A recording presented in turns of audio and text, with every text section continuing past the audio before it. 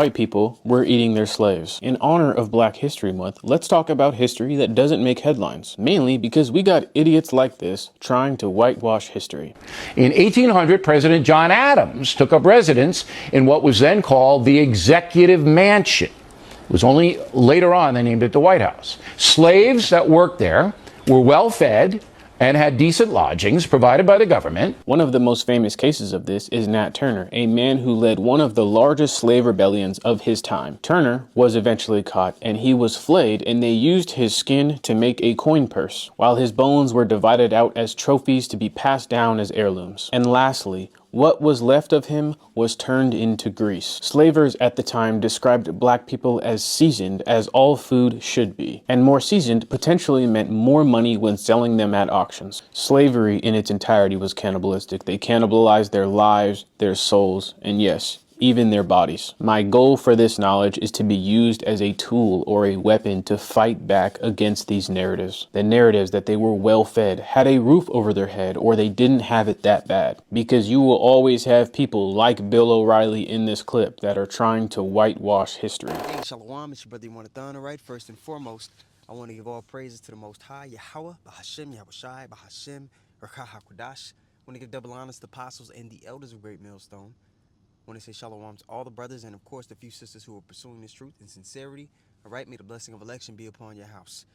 Now, I bring up the cannibalism that was taking place in slavery for a few reasons. Because the spirits that were around back then during that time, they're not new. And to understand that, even that statement, you got to understand how life and death works according to the scriptures. Those same spirits are back here today. That's the spirit that's within Esau Edom. For you to move in that way, because we weren't the first nation to go into captivity. Plenty of nations have went into slavery at some point.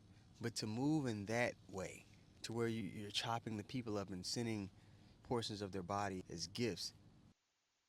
Revelation 11 and 10, it mentions that Israelites were sent as gifts, okay? Back and forth between the people that hate us, okay? Revelation 11:10. And they that dwell upon the earth shall rejoice over them, rejoicing over the fact that they think they accomplished what they set out to do in Psalms 2 and in Psalms 83. Let's go. Why do the heathen rage and the people imagine a vain thing?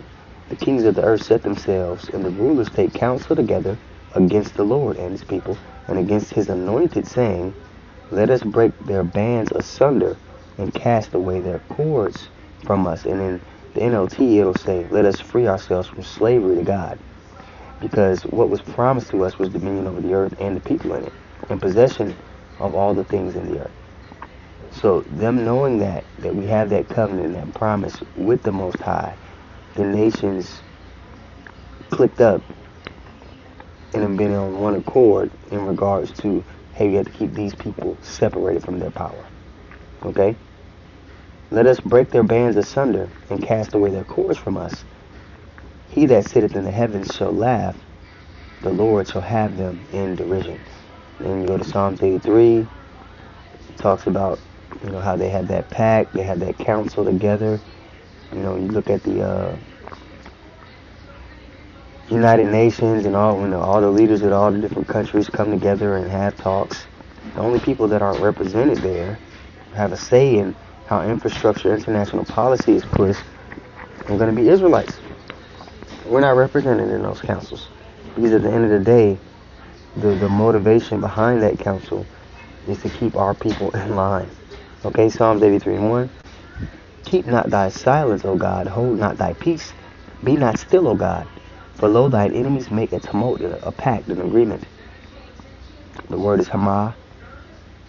To murmur, to growl, to roar, to cry aloud. They're like, oh, it's some bullshit, man. I don't, we're subject to the Lord's plan, to his prophecy. We got to do something about it. That's the spirit that they're in. All right? To mourn, to be in great commotion. Look at all this. All right?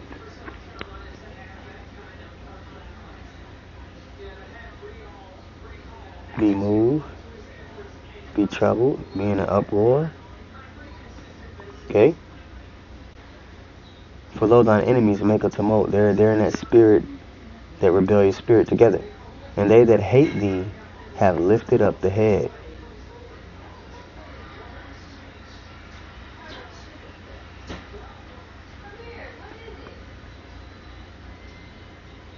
We're better than these people. We should be the ones over them, not the other way around. To lift up, to exalt, to look down. They're basically looking down on us. Right? That's why when you walk in, even until you walk into 7-Eleven, you got Elam there with that spirit of though he's above you. Alright? For lo, thine enemies make a tumult, and they that hate thee have lifted up the head. They have taken crafty counsel against thy people, and consulted against thy hidden ones. They have said, come, let us cut them off from being a nation.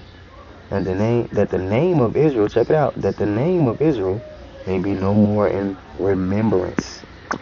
Boom. So now we can go back to Revelation 11.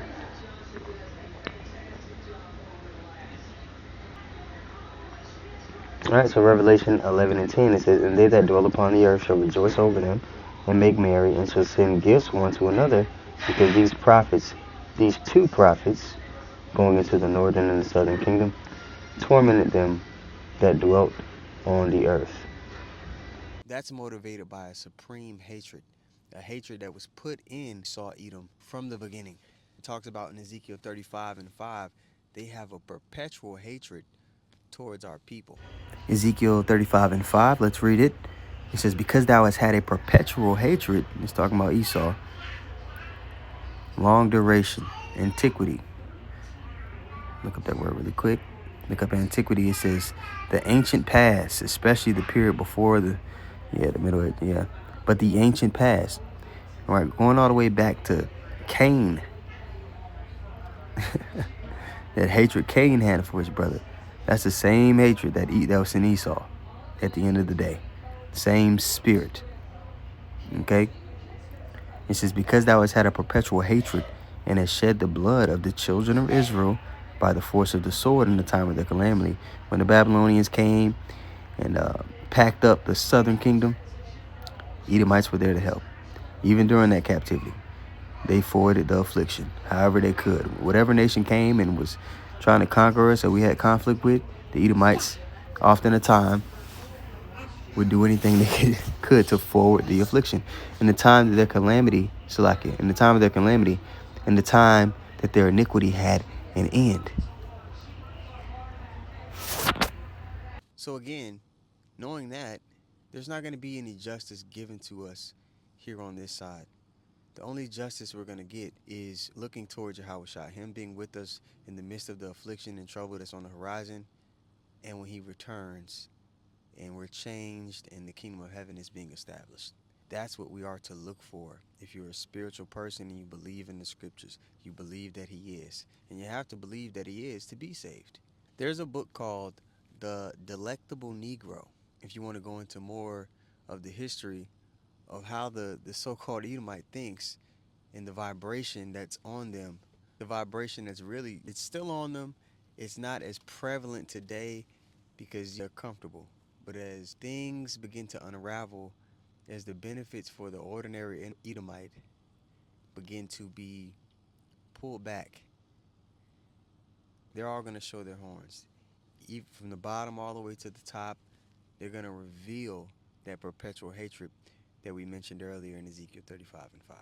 The scriptures warn us of him coming in like a flood, blaming the believers. But that's when the Lord is going to lift up a standard. But the only people who are going to have access to that standard are those that have complete faith in Yahushua, which is he's likened unto our husband. And a husband is a covering to his wife. So the only way you're going to have access to that standard and to that covering and protection in that day when the enemy goes on the offensive, he's already on the offensive. But when he's blatantly out in the open on the offensive, is if you have that utmost faith in Yahushua. That's why the question is posed, when he returns, shall he find faith on the earth when the Son of Man returns, right? And if you have faith, you're going to be one of those who are standing up against the evildoer, which is another question that's posed in the scriptures. So with that, I want to give all praises once more to Yahweh, Bahashim, Yahushai, Bahashim, Hakodash. I want to give double honors to apostles and the elders of Great Millstone. Shalom to all the brothers and, of course, the few sisters pursuing this truth in sincerity. May the blessing of election be upon your house. Shalom.